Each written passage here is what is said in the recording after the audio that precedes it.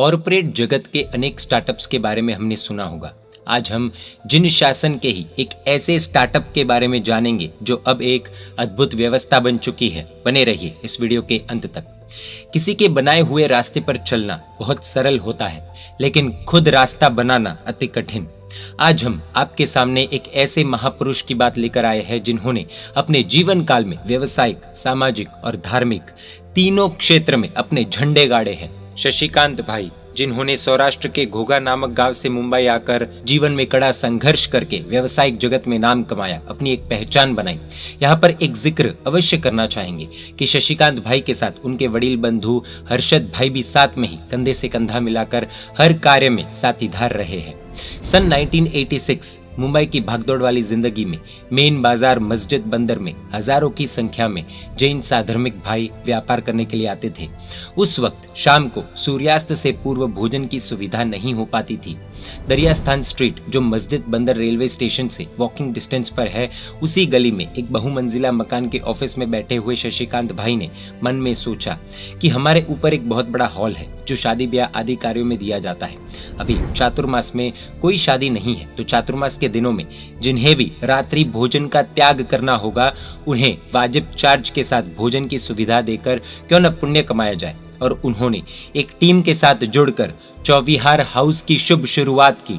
वे इस चौविहार हाउस की व्यवस्था करने में जी जान से जुट गए। चौविहार हाउस में पहले साल में तो औसतन 120 जितनी संख्या प्रतिदिन रही, लेकिन दूसरे साल किसी वजह से वो संख्या आधी रह गई। लेकिन उन्होंने हिम्मत नहीं हारी। चौविहार हाउस को प्रसिद्ध करने के लिए जगह जगह पर विज्ञापन आदि करके प्रवृत्ति चालू रखी। उनकी मेहनत रंग लाई। देखते ही देखते वो संख्या बढ़ते बढ़ते 300 से 400 तक पहुंच गई। फिर तो उन्होंने कभी भी पीछे मुड़कर देखा नहीं। 20 साल के बाद सिर्फ 4 महीने खुलने वाला चौविहार हाउस 365 दिन चलने लगा। इतना ही नहीं, इस चौविहार हाउस से प्रेरणा पाकर अनेक शहरों में ऐसे चौविहार हाउस खुलने लगे। आज शायद 250 से 300 या उससे भी अधिक चौविहार हाउस भारत देश की भूमि पर चल रहे हैं। शायद संख्या इससे भी बहुत ज्यादा हो सकती है, लेकिन ये अद्भुत स्टार्टअप शशिकांत भाई के नाम पर दर्ज हो गया।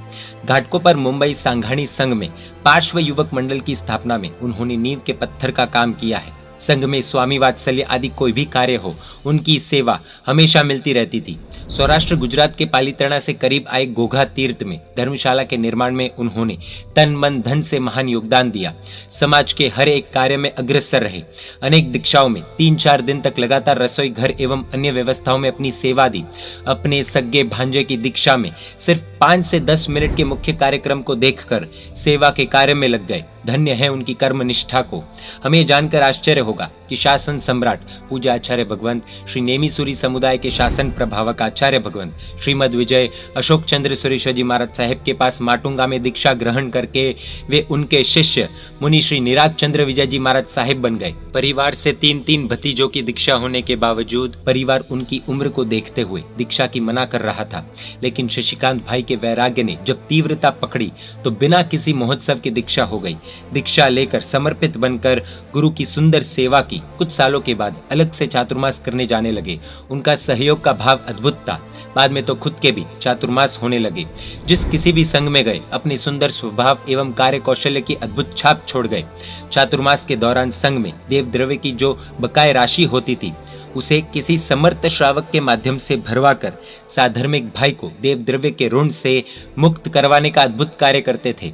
सन 2004 में उन्हें एक विचार आया कि गर्मी के दिनों की छुट्टी में बच्चे अपने घर पर टीवी, वीडियो गेम, खेलकूद में अपना अमूल्य समय बर्बाद करते हैं। बच्चों की यह शक्ति का कोई सकारात्मक उपयोग करना चाहिए।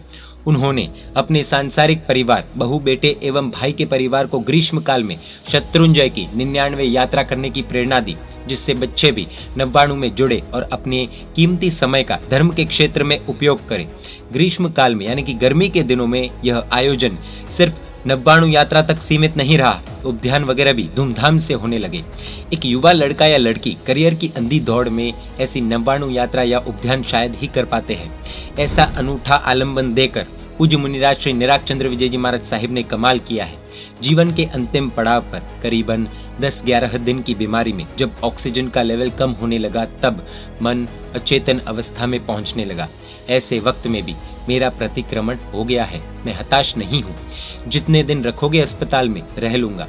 10 बार 99 यात्रा हो गई है, अब 11वीं बार इत्यादि वाक्य उनकी जबान से निकलते थे। तब आत्मा में रही हुई समाधि का दर्शन हो रहा था। इस तरह से जब जीवन के अंत में समाधिपूर्ण मृत्यु मिलती है, तब हम समझ सकते हैं कि उन्होंने जीवन बहुत सही तरीके से जिया था। 86 वर्ष यानी कि 86 साल की आयु पूर्ण करके फाल्गुन सुदी एकम यानी कि दिनांक 15 मार्च 2021 के दिन उन्होंने परम गति की ओर एक कदम आगे बढ़ाते हुए परम प्रयाण किया है। उनके द्वारा की हुई अद्भुत शुरुआत के लिए इतिहास उन्हें हमेशा के लिए याद रखेगा। फाल्गुन सुदी एकम यानी कि इस वर्ष 3 मार्च 2022 के मंगल दिन उनकी प्रथम वार्षिक तिथि आई है। इस उपलक्ष्य में हमारा कर्तव्य है कि हम ऐसी विभूति को याद करके अपना कल्याण करें। एक बहुत बड़े आश्चर्य की बात यहाँ पर कर रहे हैं कि शशिकांत भाई के और हर्षद भाई के पूरे परिवार में आज तक 65 साल में बेटियों का विवाह मंडप लगा नहीं है, यानी 7 बेटियों को उन्होंने दीक्षा के मंडप से विदा किया है। अभी कुछ दिनों पहले ही उनकी पोती पायल की पालीताना तीर्थ में बहुत ही धूमधाम से दीक्षा हुई। साथ में उनके भतीजे की बेटी मैत्री की भी उनके साथ दीक्षा हुई। धन्य है ऐसे परिवार को जिस परिवार से अनेक दीक्षाएं हुई, और धन्य है ऐसे मुनि निराग चंद्र विजय जी महाराज साहेब को जिनके द्वारा अनेक नए स्टार्टअप्स हुए।